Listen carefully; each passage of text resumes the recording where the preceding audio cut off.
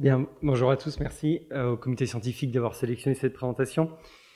Je m'appelle Edouard Lhomme, je suis médecin de santé publique, méthodologiste au CHU de Bordeaux et co-coordinateur de la plateforme Euclid, qui est le CMG qui prend en charge cette étude que je vais vous présenter aujourd'hui, qui s'appelle l'essai Coverage France. Alors en effet, c'est un essai clinique randomisé multicentrique adaptatif et qui avait pour objectif d'évaluer plusieurs stratégies thérapeutiques contre la Covid-19 avec la particularité d'être en ambulatoire.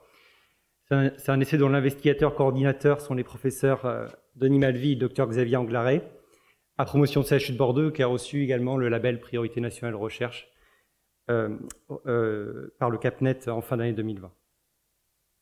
Donc on est dans le contexte de la pandémie de Covid-19, où il y a vraiment un besoin urgent de développer des traitements, et notamment les traitements ambulatoires, qui ont pour objectif de prévenir les hospitalisations ou les décès en traitant très précocement contre la maladie. Et ça en particulier chez les personnes qui sont les plus à risque, c'est-à-dire les personnes âgées ou les personnes souffrant de comorbidité. Alors pour évaluer ces traitements, le schéma d'essai clinique randomisé, ça reste l'approche la plus robuste, la plus haut niveau de preuve, et ça même en période épidémique où l'histoire naturelle de la maladie reste incertaine. Alors ces essais cliniques en période épidémique, ils font face à différents défis méthodologiques. Le premier, c'est de pouvoir intégrer différentes stratégies thérapeutiques au début de l'essai, comparé à un seul bras contrôle, et de pouvoir les rejeter rapidement si elles ne sont pas pertinentes, ou au contraire, pouvoir être capable d'identifier des stratégies clairement supérieures au cours de l'essai. Deuxièmement, de pouvoir introduire d'autres bras, d'autres stratégies thérapeutiques au cours de l'essai, s'il y a des données, de la littérature, et la recherche était extrêmement active, paraissait intéressante pour incorporer ces nouveaux traitements. Et troisièmement, que certains traitements, et notamment les plus innovants, pouvaient nécessiter une évaluation précoce de la tolérance, et notamment dans ce contexte ambulatoire. Et donc tous ces défis méthodologiques poussaient à aller vers des schémas d'essais cliniques adaptatifs, et notamment un type de schéma d'essai clinique. Donc c'est dommage, on n'a pas eu la présentation ce matin, parce que ça aurait été un peu plus simple de faire le lien, mais donc c'est cet essai qu'on appelle le MAMS, le multi-arm, multi-stage, qui a été très utilisé notamment en oncologie au début des années 2000, et qui correspond à un schéma d'essai de phase 2-3, permettant l'évaluation de différentes stratégies médicamenteuses en parallèle face à un seul bras contrôle, avec le positionnement possible d'analyses intermédiaires, soit de futilité ou des analyses d'efficacité. Alors l'objectif de l'essai Coverage France que je vais vous présenter, c'était d'évaluer la sécurité et l'efficacité de différents traitements ambulatoires pour diminuer le risque d'aggravation chez des personnes atteintes de Covid-19 avec facteur de risque de gravité, avec l'utilisation justement d'un schéma d'essai clinique adaptatif. Donc le schéma d'étude, c'est un essai contrôlé randomisé de phase 3 de supériorité, avec plusieurs bras parallèles, plusieurs étapes, donc ce schéma qu'on appelle MAMS, sans insu, qui incluait une population de patients à risque, définie par un âge supérieur à 60 ans ou supérieur à 50 ans avec des comorbidités, qui présente une Covid-19 sans critère d'hospitalisation, sans besoin d'oxygénothérapie aiguë, avec des symptômes qui évoluent depuis maximum 7 jours. Donc ces participants étaient randomisés avec un ratio 1 dans chaque bras, qui peut être soit le bras contrôle, qui reçoit les soins standards et un supplément oligovitaminique qui n'a pas de rationnel pour avoir une activité contre la maladie, ou un ou plusieurs bras expérimentaux qui reçoivent le soin standard plus le traitement expérimental pendant 10 jours. Et cette randomisation était stratifiée sur le centre, et puis d'autres facteurs pouvaient être ajoutés également au cours du temps. Les participants ont un suivi ambulatoire après une visite d'inclusion. Alors, j'ai pas la flèche, mais donc, la visite d'inclusion que vous voyez ici à J0, qui est faite à domicile. Et puis ensuite, il y avait différents temps de visite qui pouvaient se faire soit en distanciel, soit en présentiel jusqu'à 28 jours. Alors, chaque stratégie thérapeutique était évaluée selon 2 phases successives. On avait d'abord une phase qu'on a appelée pilote, qui comprenait 36 participants par bras, et qui utilisait un schéma Fleming en une étape pour évaluer la tolérance et l'acceptabilité du traitement en ambulatoire, et aussi d'explorer les premiers paramètres d'évolution clinique. Le critère de jugement ici, c'est un critère de jugement de tolérance, avec le pourcentage d'effets indésirables de grade 3 ou 4 entre J0 et J14. Ensuite, vient une phase d'efficacité avec 666 participants par bras qui utilise ici le schéma MAMS, et dont l'objectif était d'estimer l'efficacité de traitement ambulatoire comparé justement à un seul bras contrôle, avec un critère de jugement principal qui est ici un critère d'efficacité, qui est le pourcentage d'hospitalisation, d'oxygénothérapie et ou de décès entre J0 et J14.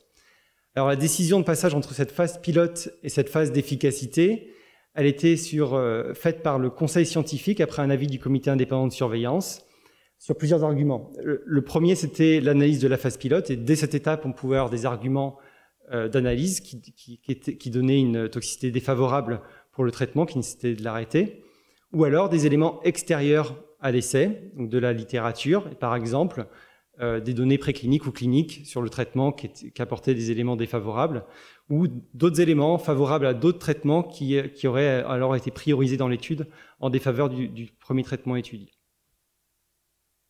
Donc là, vous avez une vue globale du schéma de l'étude avec un exemple avec 3 traitements actifs et le bras contrôle. Et donc vous voyez que d'abord, les traitements actifs sont évalués dans la phase pilote, ce qu'on voit en bleu clair sur le schéma.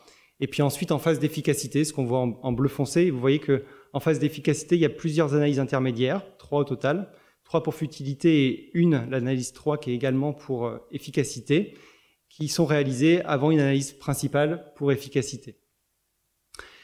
Et donc dans une période, alors on voit par exemple pour le traitement 1, lui il a pu être arrêté, c'est un exemple à la fin de la phase pilote, ou pour le traitement 3 arrêté lors d'une analyse intermédiaire. Donc dans une période calendaire donnée, les participants peuvent être randomisés soit dans le bras contrôle ou dans un des bras expérimentaux qui serait actif à ce moment-là, en phase pilote ou en phase d'efficacité. Et puis certains traitements à l'essai étaient étudiés sur une partie des sites investigateurs seulement, et ça c'était géré directement par la liste de randomisation qui était stratifiée sur ces sites-là. Alors un mot de la taille d'étude d'abord rapidement sur la phase pilote qui comprend une analyse intra-bras avec un schéma de Fleming en une étape, avec une tolérance maximale qui était fixée sur la pertinence clinique à 30%. Et ainsi le traitement de ce bras était considéré comme devant être arrêté dès que 7 participants ou plus présentent un effet indésirable de grade 3 ou 4 dans ce bras-là. Donc il n'y a pas de comparaison directe à ce niveau-là, c'est une analyse intra-bras avec le bras contrôle, mais les participants inclus dans le bras contrôle sur la même période calendaire que dans le bras expérimental sont analysés quand même simultanément à ce moment-là pour guider les décisions, et ça c'est important pour avoir une tolérance de référence, notamment dans le cadre de cette maladie émergente où les hypothèses ne sont pas très solides au début de l'essai. Ensuite, donc, la taille d'étude de la phase d'efficacité du schéma MAMS est basée sur les hypothèses que 7,5% des participants atteindront le critère de jugement principal à J14 dans le bras contrôle et qu'un traitement expérimental est considéré comme efficace si cette proportion est au moins réduite de moitié. Donc ces chiffres peuvent être ajustés secondairement par le DSMB en cours d'étude, ce qui a été fait une fois jusqu'à présent, et les participants de la phase pilote ne sont pas inclus dans cette phase d'efficacité. Donc là, vous voyez un tableau qui vous résume les différentes analyses. Donc on voit les 3 analyses intermédiaires, l'analyse principale, et on a rajouté également une analyse de sensibilité, avec le nombre de participants qui ont atteint J14 qui permettent de déclencher ces analyses dans le bras expérimental, donc 119, 235, 403 pour les 3 analyses intermédiaires, puis 666 pour l'analyse principale. Et ces tailles d'études pour chaque analyse ont été calculées en fixant des seuils successifs d'arrêt pour le risque alpha unilatéral de supériorité en utilisant le module End-Stage Bin de Stata, qui est dédié justement à la conception et à la taille d'étude des essais MAMS. Donc, à cette phase, il y a bien une analyse avec une comparaison directe avec les participants dans le bras contrôle qui ont été inclus sur la même période calendaire que dans le bras expérimental donné. Et donc, le nombre total de patients inclus dans l'essai, il va dépendre de plusieurs facteurs, à la fois du nombre de bras qui seront retenus, des décisions de passage ou non de la phase pilote à la phase d'efficacité, du potentiel arrêt des traitements aux différentes analyses intermédiaires, et puis bien sûr aussi de la durée de l'épidémie qui peut conditionner le recrutement dans l'étude. Voilà, donc un mot de résultat. Donc c'est un essai qui est toujours en cours aujourd'hui, qui a été lancé en mars 2020, avec la nécessité de mettre en œuvre rapidement l'essai dans un contexte de recherche scientifique qui était extrêmement active, qui continue à l'être. Le protocole a été écrit en quelques semaines, en moins d'un mois, soumis aux autorités réglementaires fin mars et a été accepté en 10 jours dans le cadre du fast track systématique à ce moment-là. Depuis, il y a une multitude d'adaptations. On compte aujourd'hui 10 amendements au protocole pour supprimer, ajouter des bras, adapter les critères d'éligibilité, de stratification, modifier également le nombre de sujets nécessaires, et puis faire une ouverture multicentrique progressive dans le cadre d'une extension nationale qui s'est faite au cours de l'été, hein, notamment en fin de première vague sous l'égide de l'agence Reacting, qui a réuni les forces des essais ambulatoires en France sous l'égide de Coverage France. Et l'essai a obtenu notamment le label Priorité nationale recherche en fin d'année 2020. Voilà, donc on est aujourd'hui en janvier 2020. Il y a 402 participants qui ont été inclus dans 9 centres. Les centres, vous les voyez sur le schéma à droite. Et vous voyez les courbes des inclusions sur le schéma en bas. Donc aujourd'hui, on compte 3 bras, dont le bras à zinc qui correspond au bras contrôle en bleu, 2 traitements en couleur vert et rouge qui sont les traitements actifs au jour d'aujourd'hui, cyclésonide et interféron inhalé.